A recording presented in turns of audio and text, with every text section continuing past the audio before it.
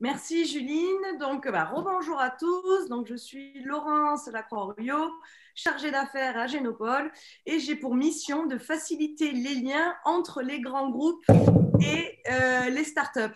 Alors aujourd'hui, on a choisi cette thématique parce que, comme vous allez le voir, c'est vraiment très créateur de valeur pour nos startups. Et si vous venez à Génopole ou si vous êtes accompagné par notre cluster, nous organisons des événements qui s'appellent Partner for Biotech, qu'on a créé depuis l'année dernière. Et ces événements ou rencontres permettent d'organiser des B2B individuels entre les startups de Génopole et les grands groupes.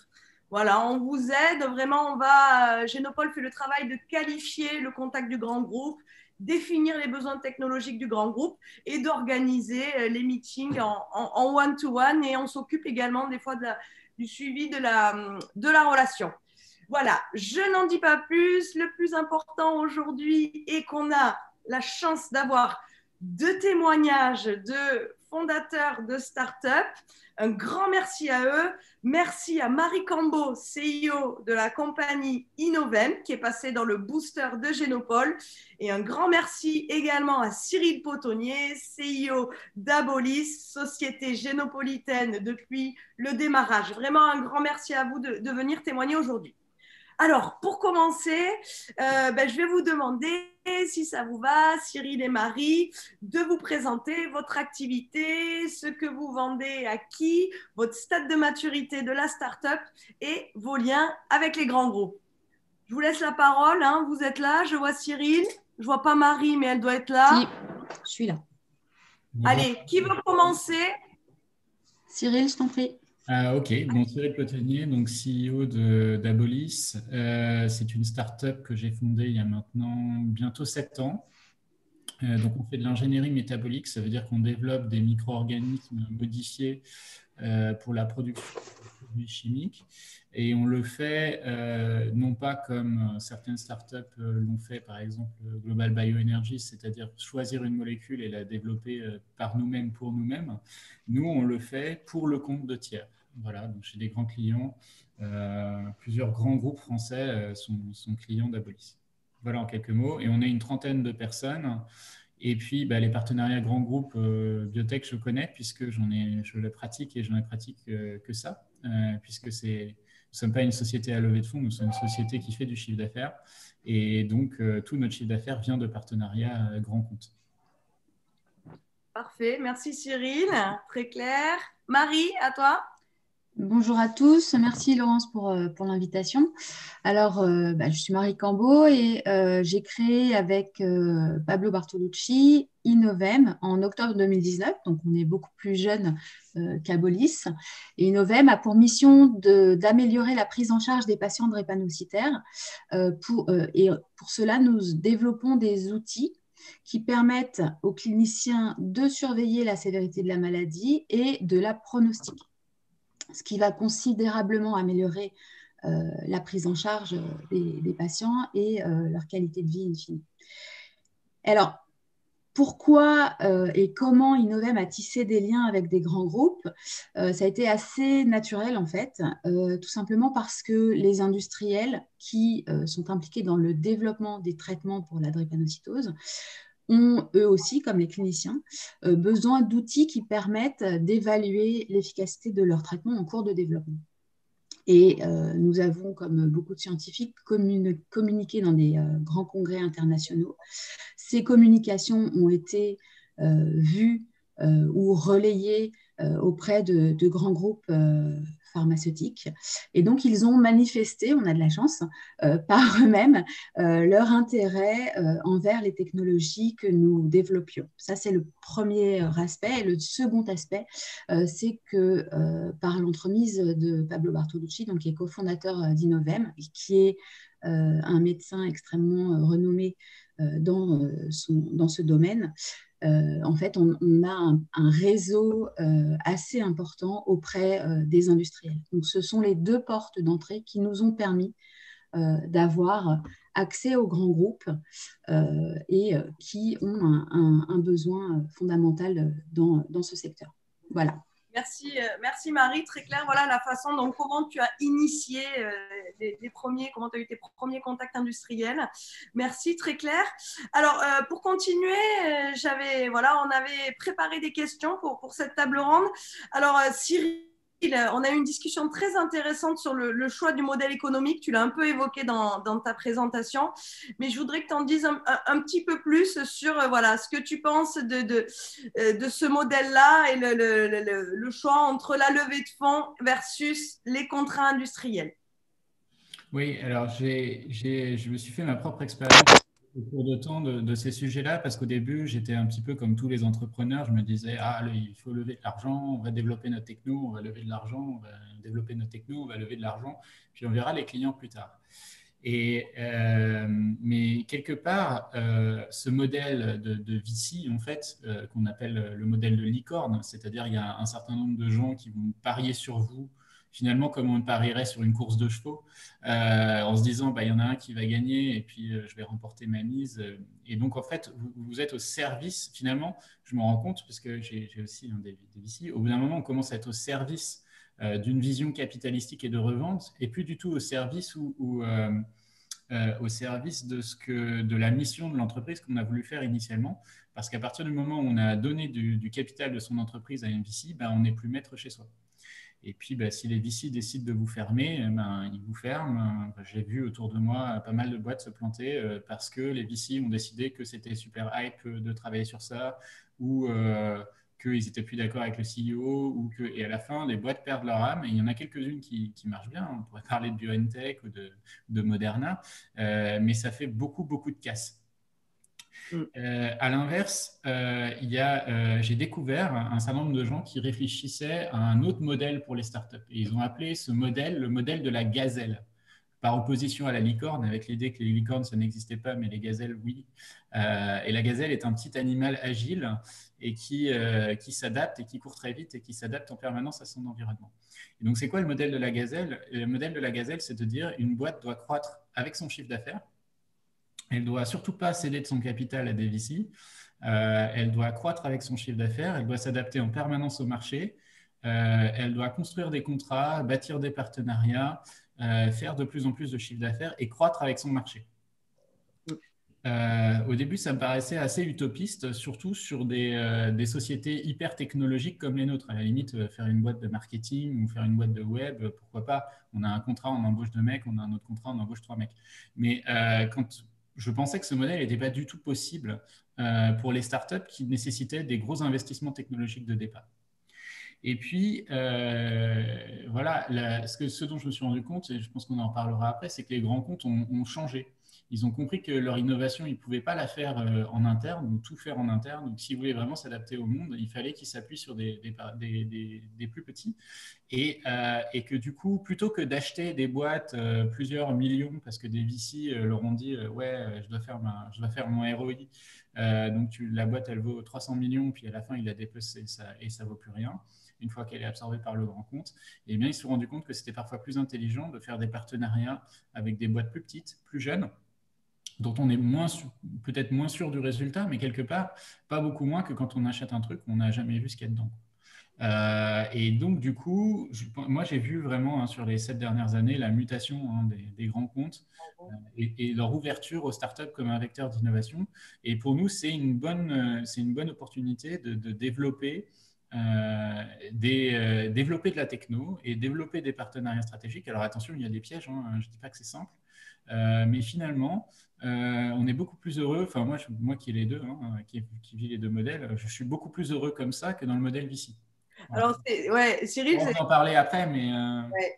Et c'est très intéressant et on pourra avoir le point de vue, Hélène, dans ta table ronde après avec les intervenants, sur la table ronde de levée de fonds, on a des sociétés qui se développent par levée de fonds, donc ça peut être intéressant d'avoir l'autre point de vue. Merci Cyril sur cette description des gazelles licornes, je trouve très intéressante. Si vous avez des questions pour Cyril, n'hésitez pas à les mettre dans le chat. Cyril, tu as peut-être après la table ronde, si tu as 5 minutes pour y répondre. ce serait top. Marie, toi, sur cette partie-là de ton modèle économique, on avait discuté, je trouvais ça aussi intéressant parce que toi, tu as deux volets là sur lesquels tu travailles avec les grands groupes, c'est le partenariat et prestation. Voilà, tu as des partenaires et des prestataires et tu vois vraiment la différence entre les deux relations. Est-ce que tu peux nous en dire un mot? Oui, alors juste quelques mots avant pour revenir sur le choix en fait du modèle économique, puisque Oui. en fait c'était comme ça que tu avais commencé à poser la question. Je dirais que pour nous, alors juste je remets un peu dans le contexte. J'ai oublié de vous dire que moi je suis scientifique, je suis chercheur à la base et j'ai exercé le métier de chercheur pendant 20 ans. Donc je rebondis sur une des questions qui avait été posée un petit peu avant. Comment on fait pour créer une start-up quand on n'y connaît rien, hein. Et ben effectivement, ça a été mon cas. Je suis passée par Shaker, Booster et d'autres formations. C'est une parenthèse. Et donc, on n'a pas d'idée préconçue quand on n'est pas dans le moule. Et pour nous, le modèle économique qu'on a choisi, en fait, c'est pas vraiment un choix, il s'est imposé à nous. En fait, la question qu'on s'est posée, c'est comment Innovem pouvait être le plus utile aux patients, parce que donc je vous ai dit, les deux cofondateurs, donc on est moi scientifique, Pablo médecin. Donc notre problématique, c'était pas vraiment de faire du business, même s'il ne faut pas le dire, c'est de répondre, d'apporter vraiment une réponse aux patients. Et pour nous, simplement en se posant cette question, on s'est rendu compte qu'on pouvait intervenir à deux moments extrêmement différents. C'était d'abord la prise en charge des patients par les cliniciens, donc on va dire un peu en bout de chaîne. Donc ça passe par le développement d'un produit qui va être utilisé par les médecins. Et c'est ce qu'on fait aussi, on va développer un produit. Et aussi, on peut intervenir au moment, et je vous en ai déjà parlé, du développement de solutions thérapeutiques efficaces et adaptées à la maladie. Et ça passe par une relation avec les industriels du développement thérapeutique, ce que nous ne sommes pas, nous ne voulons pas faire du développement thérapeutique, ce n'est pas notre métier. Et donc, c'est pour ça qu'en fait, c'est un modèle économique qui s'est plutôt imposé à nous par notre volonté d'être le plus utile, le plus rapidement aux patients. Et du coup, en fait, on est rentré dans cette relation avec les grands comptes, effectivement, comme tu le disais, Laurence, soit pour des partenariats R&D. Et donc, en fait, on a des relations avec certains sur des programmes de recherche que nous souhaitons développer et eux financent nos programmes de recherche. Alors, évidemment, c'est win-win. D'autres types de relations, ce sont plutôt des prestations de services, en fait, sur des molécules ou d'autres thérapeutiques qui sont en cours de développement sur lesquelles les industriels ont besoin vraiment d'avoir un retour sur l'efficacité. Donc, ce n'est pas les mêmes relations, ce n'est pas les mêmes structurations juridiques. Et ce n'est pas non plus les mêmes retombées, les mêmes échanges de propriété intellectuelle. Tout ça, en fait, conditionne les relations qu'on a avec les grands comptes. Voilà. Très bien. Ouais, merci Marie, très clair là aussi. Pour continuer, alors souvent dans l'accompagnement de start-up, on nous pose une question. À quel moment contacter un grand groupe? Quel type de grand groupe je peux contacter? Voilà les interrogations. Alors Cyril, toi qui as cette expérience, qu'est-ce que tu pourrais conseiller aux jeunes start-upers qui sont présents aujourd'hui? Le plus tôt possible. Le plus tôt possible pour trois raisons.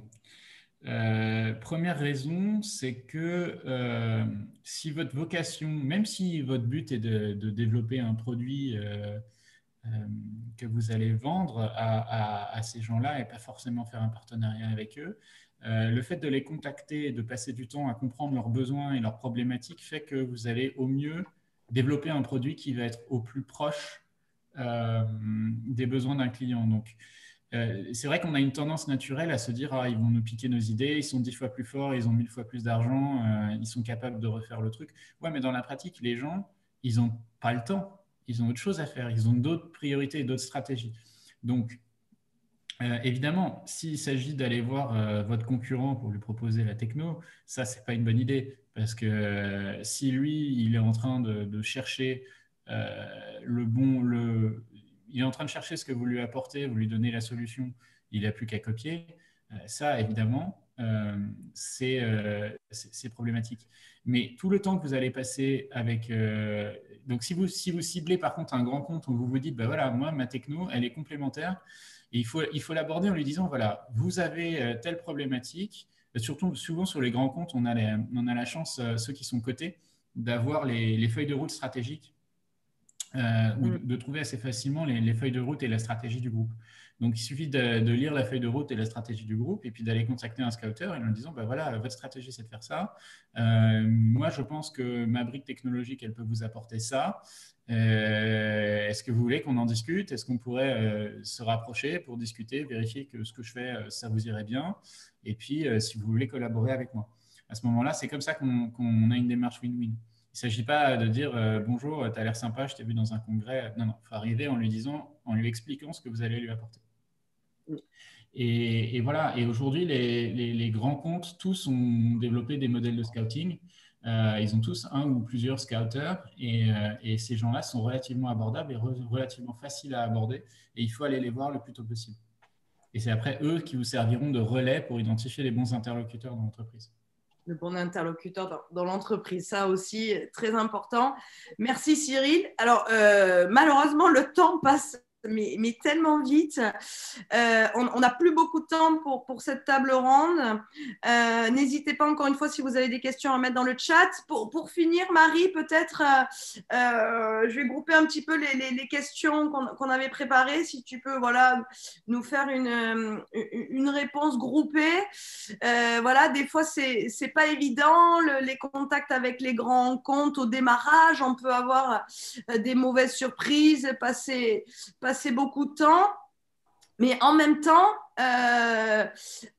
c'est une relation qui est pas si compliquée et il faut avoir de la confiance. Donc voilà, Marie, je te laisserai conclure sur ces deux aspects si tu veux bien. Je vais essayer d'aller vite, Laurence, tu me coupes si c'est trop long. Je rebondis juste sur ce que Cyril vient de dire, ça fait la transition, c'est parfait. La problématique de la personne avec laquelle on est en contact dans les grands comptes, elle est essentielle et ça, Cyril pourra bien vous en parler parce qu'en fait, c'est la personne qui va vraiment effectivement promouvoir le projet ou le partenariat au sein du grand compte. Et puis parfois, quand on ne connaît pas bien les gens avec qui on travaille, et c'est le cas à peu près tout le temps quand on commence des relations avec une entreprise, on ne sait pas sur qui on tombe à l'intérieur de la société. Et effectivement, c'est un des pièges auxquels il faut faire attention, auxquels moi j'ai été confrontée une fois, et on m'en avait parlé, malheureusement, c'est un peu difficile de l'éviter, c'est d'être en contact avec en fait quelqu'un qui ne va pas être le décideur sur l'entrée en business des deux entités. Et en fait, cette personne, elle est très contente de parler avec vous parce que ça lui fait plaisir, parce qu'elle apprend beaucoup de choses. Et du coup, les discussions peuvent durer pendant des mois et des mois sans qu'il y ait de transformation réelle après dans une vraie interaction business. Donc ça, c'est un piège qui est assez récurrent et auquel j'ai été confrontée une fois pour l'instant. Et effectivement, ça... Moi, je ne sais pas. Marie, bon, la première fois. C'est normal, moi, ça fait qu'1 an que je fais ça. Mais voilà, c'est quand même un piège. Alors, effectivement, moi, ce qu'on m'avait dit pour éviter ce genre de piège, mais ça n'a pas très bien marché en ce qui me concerne, c'était de très, très vite, en fait, rentrer dans la transformation business, c'est-à-dire de très vite dire, bon, concrètement, comment on fait pour contractualiser ou autre. Cyril a une autre stratégie dont il vous parlera, j'en suis sûre. Et juste pour finir, Laurence, effectivement, je pense qu'il y a quelque chose qui est très important, c'est qu'il ne faut pas avoir peur de la relation qu'on a avec les gens qui travaillent dans ces entreprises-là, parce que ce sont des gens comme nous. Ils ne sont pas plus, mieux ou je ne sais pas quoi que nous. Et en fait, ce qui est moi, ce dont je me suis rendu compte, c'est que tout le monde a la volonté quand même de faire avancer le projet. À mon avis, c'est relativement marginal que les gens soient là pour vous mettre des bâtons dans les roues. En réalité, les gens, ce qu'ils veulent, c'est faire avancer le projet. Et du coup, il ne faut pas s'en faire toute une montagne en fait, de cette relation-là.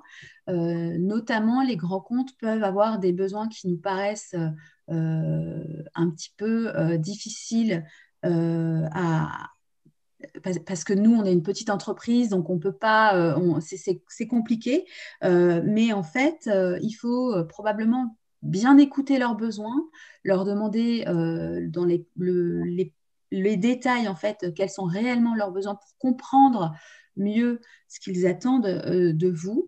Et de l'autre côté, leur expliquer effectivement bien la situation dans laquelle est votre entreprise. Et à ce moment-là, ce que j'ai constaté, moi, c'est qu'en fait, les lignes bougent beaucoup. Les gens veulent vraiment avancer et sont prêts à faire que les choses avancent le plus vite possible. Voilà, c'était un petit peu l'objet de ce que je voulais vous dire, moi, de mon côté.